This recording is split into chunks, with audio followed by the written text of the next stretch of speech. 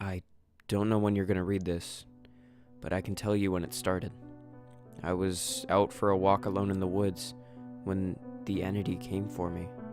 It was beyond a blur. It was, for lack of a better term, the absence of meaning. Where it hid, there were no trees. Where it crept closer, there was no grass. Through the arc, it leapt at me. There was no breeze of motion. There was no air at all. As it struck, I felt the distinct sensation of claws puncturing me somewhere unseen, somewhere I'd never felt before.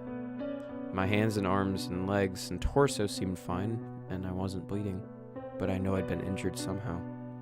As I fearfully ran back home, I could tell that I was less. I was vaguely tired, and it was hard to focus at times. The solution at that early stage was easy. A big cup of coffee helped me feel normal again. For a while, that subtle drain on my spirit became lost in the ebb and flow of caffeine in my system. You could say that my life began that week, actually, because that was when I met Mar. She and I got along great, though. To be honest, I'm pretty sure I fell in love with her over the phone, even before we met. It was almost as if the strong emotions of that first week made the entity fight back, but it was still with me, latched on to some invisible part of my being. The first few incidents were minor, and I hardly worried about them. The color of a neighbor's car changed from dark blue to black one morning, and I stared at it before shaking my head and shrugging off the difference. 2 days later, at work, a co-worker's name changed from Fred to Dan. I carefully asked around, but everyone said his name had always been Dan, and I figured I'd just been mistaken. Then, as ridiculous as this sounds, I was peeing in my bathroom and I suddenly found myself on a random street. I was still in my pajamas, pants down, and urinating, but now in full view of a dozen people at a bus stop. Horrified, I pulled up my clothes and ran before someone called the cops. I did manage to get home, but the experience forced me to admit that I was still in danger.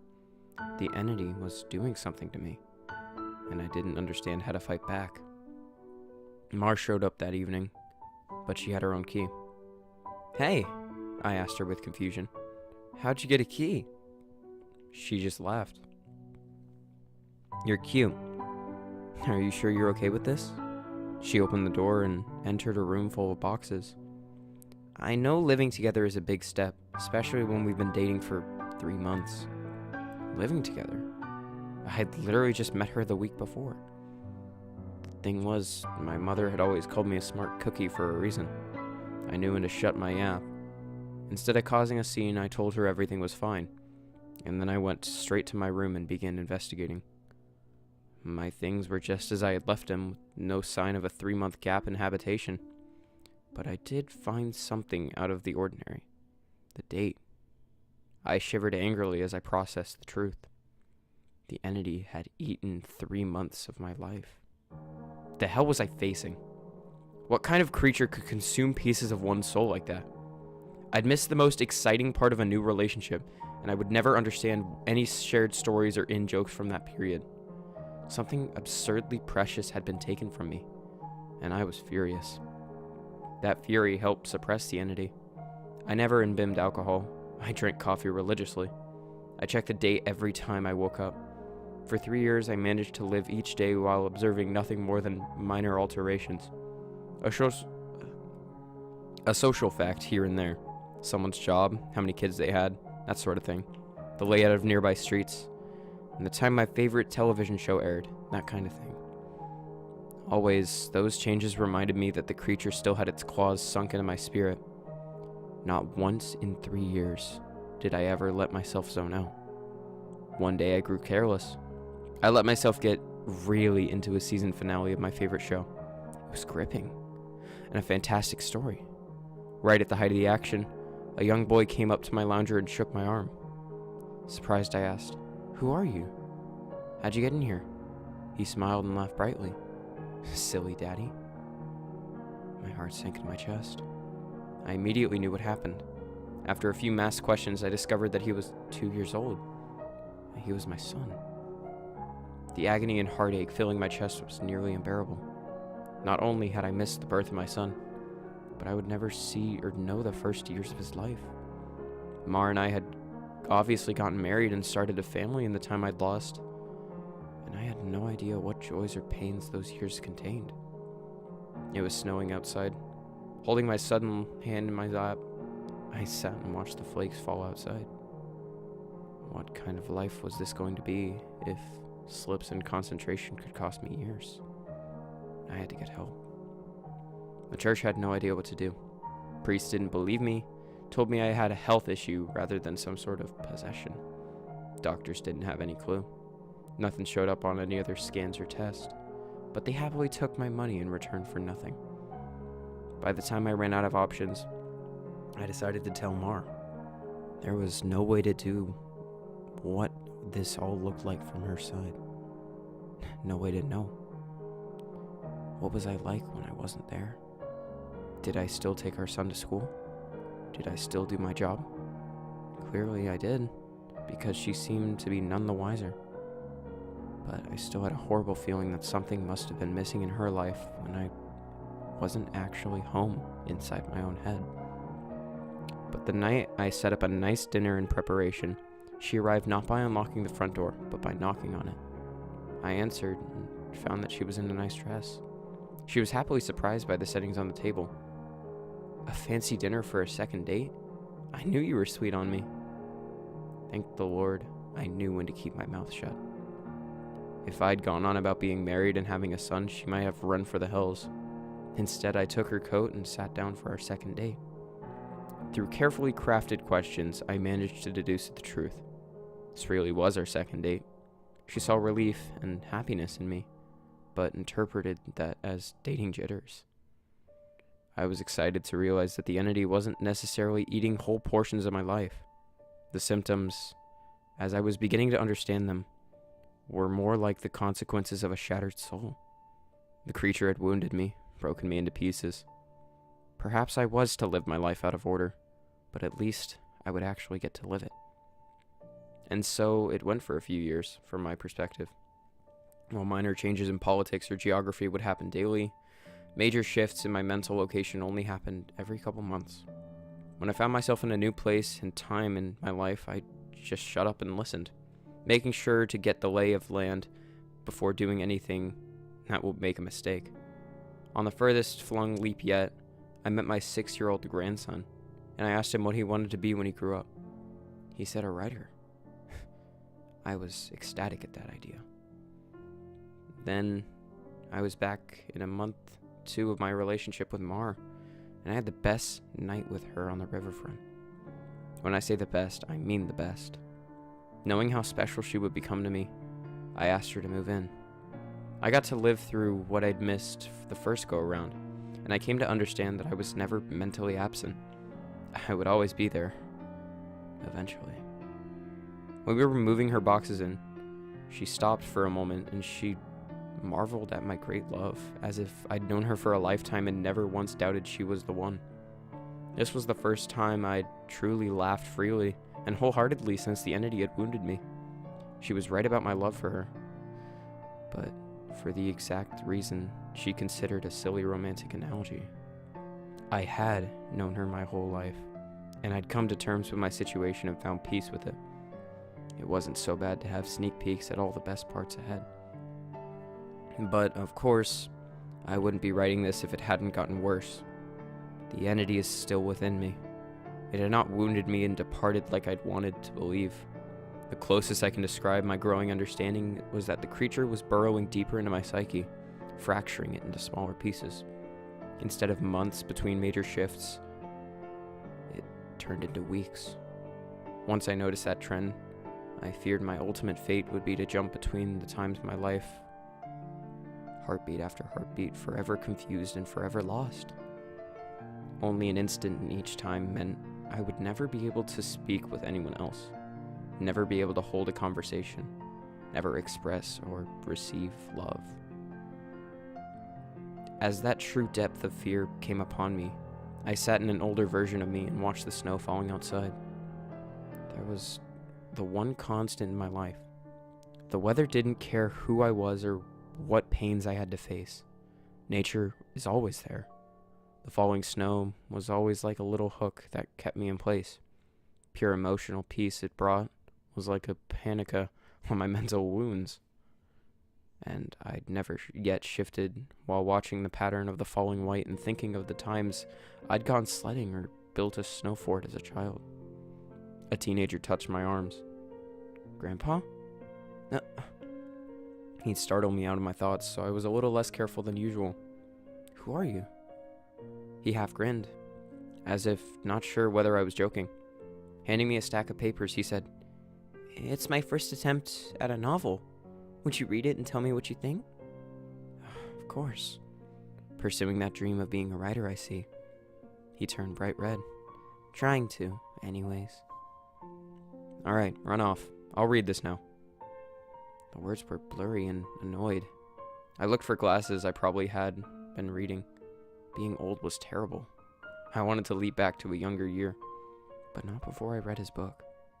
I found my glasses in a sweater pocket and began leafing through. Mar puttered in and out of the living room, still beautiful, but I had to focus. I didn't know how much time I would have there. It seemed we had relatives over. Was it Christmas? A pair of adults and a couple kids I didn't recognize tromped through the hallway. I saw my son, now adult, walk by with his wife on the way out the door. As a group, the extended family began sledding outside. Finally, I finished reading the story and I called out for my grandson. He rushed down the stairs and into the living room. "How was it?" "It was terrible," I told him truthfully. "But it's terrible for all the right reasons. You're still a young man, so your characters behave like young people. But the structure of the story itself is very solid." I didn't expect it to be a horror story. He nodded. "It's a reflection of the times. Expectations for the future are dismal, not hopeful like they used to be." "You're far too young to be aware like that," I told him, and an idea occurred to me. "If you're into horror, do you know anything about strange creatures?" "Sure.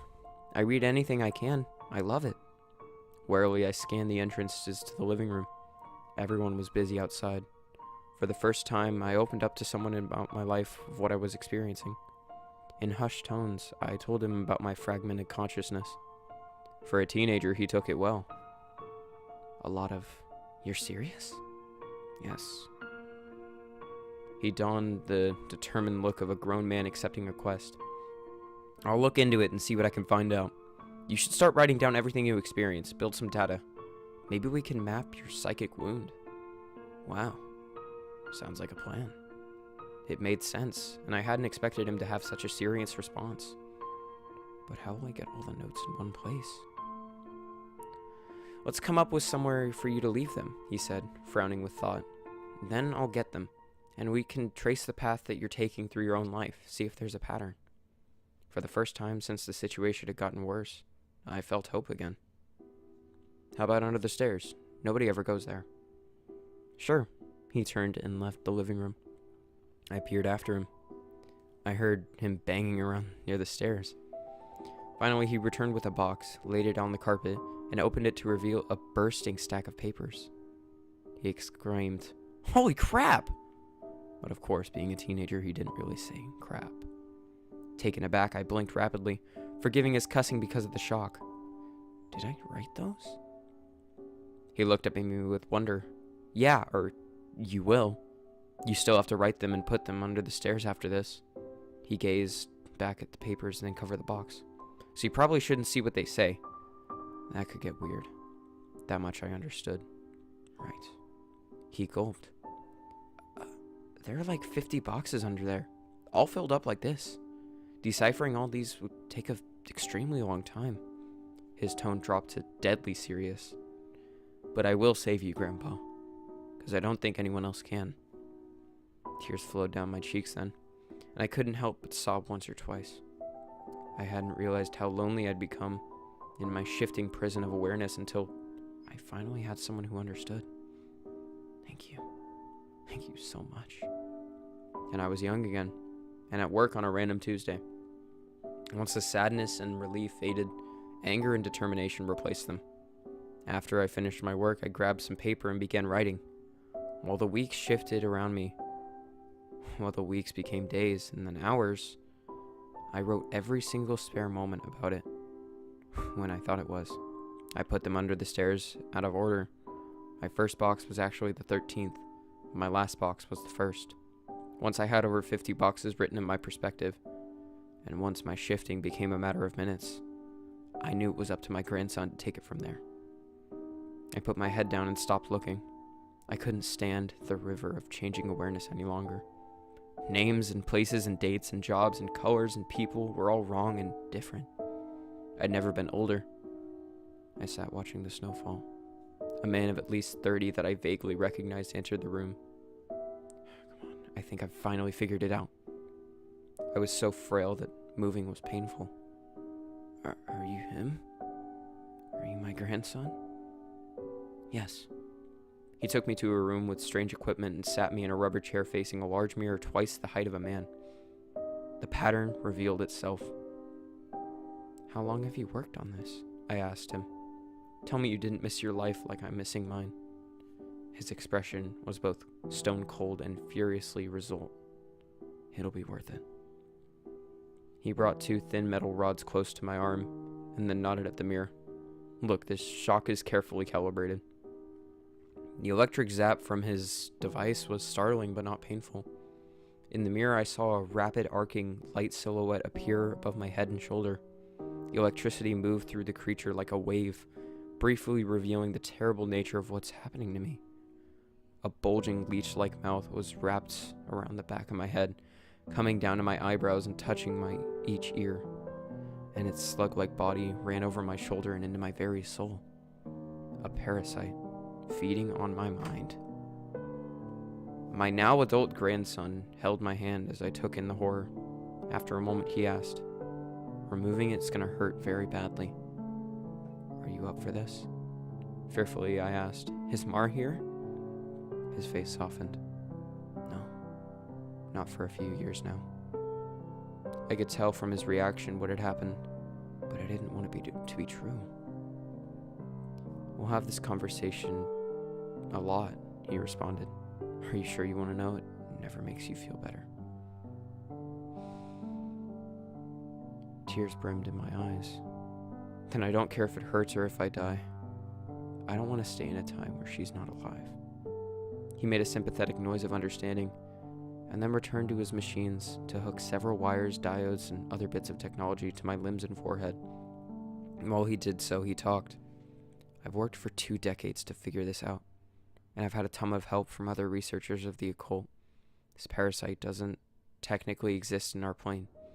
It's one of the lesser spawns of, and it feeds on the plexus of the mind, soul, and quantum conscious or reality. When details like names and colors and objects change, you weren't going crazy. The web of your existence was merely losing strands as the creature ate its way through you. I didn't fully understand. I looked up in confusion as he placed a circuit of electronics like a crown on my head, in exact line with the parasite's mouth had ringed me. What's that? He paused in his work and grew pale. I forgot you wouldn't know. You're lucky, believe me. After a deep breath, he began moving again and placed his fingers near a few stitches. Ready? This is carefully tuned to make your nervous system extremely unappetizing to the parasite, but it's basically electroshock therapy. I could still see Mars smile.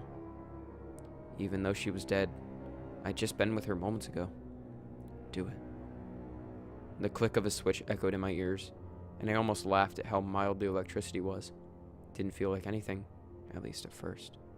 And I saw the mirror shaking, and my body within that image convulsing. Oh no, it did hurt. Nothing had ever been more painful. It was just so excruciating that my mind hadn't been able to immediately process it. As my vision shook and fire burned in every nerve of my body, I could see the reflected, trembling, light silhouette of the parasite in my head as it writhed in agony equal to mine. It had claws, 6 clawed, lizard-like limbs under the leech-like body, and it cut into me in an attempt to stay latched on. The electricity made my memories flare. Mar's smile was the foremost, lit brightly in front of a warm fire as the snow fell past behind her. The edges of that memory began lighting up, and I realized that my life was one continuous stretch of experience. It was only the awareness of it that had been fragmented by the feasting evil on my back. I'd never managed to be there for the birth of my son. I jumped around it a dozen times but never actually lived it. For the first time, I got to hold Mar's hand and be there for her. No. That moment had shifted so seamlessly into holding her hand as she lay in a hospital bed for a very different reason. No, not this. God, why? It was so merciless to make me remember this. I broke down in tears as nurses rushed into the room. I didn't want to know. I didn't want to experience it. I'd seen all the good parts, but I hadn't wanted the worst. And the inevitable end would soon be faced. It wasn't worth it. It wasn't tainted. All that joy was given back 10,000-fold as pain. The fire in my body and my brain surged to sheer white torture, and I screamed. My scream faded into a surprised shout as the machines and electricity and chair faded away. Snow was no longer falling around my life. I was out in the woods on a bright summer day. Oh, God. I turned to see the creature approaching me. It was the same absence of meaning, the same blank on reality. It crept forward just like before, but this time it hissed and turned away. I stood, astounded at being young again and freed from the parasite. My grandson had actually did it. He'd made an unappetizing meal, so the predator of mind and soul had moved on in search of a different snack. I returned home in a daze, and while I was sitting there processing all that had happened, the phone rang. I looked at it in awe and sadness. I knew who it was. It was Mar, calling for the first time for some trivial reason she'd admit 30 years later was made up just to talk to me. But all I could see was her lying in that hospital bed dying. It was going to end in unspeakable pain and loneliness. I would become an old man, left to sit by myself in an empty house, his soulmate gone long before him. At the end of it all, the only thing I would have left, sitting and watching the snow fall. But now, thanks to my grandson, I would also have my memories. It would be a wild ride, no matter how it ended. On a sudden impulse, I picked up the phone. With a smile, I asked, "Hey, who's this?" Even though I already knew.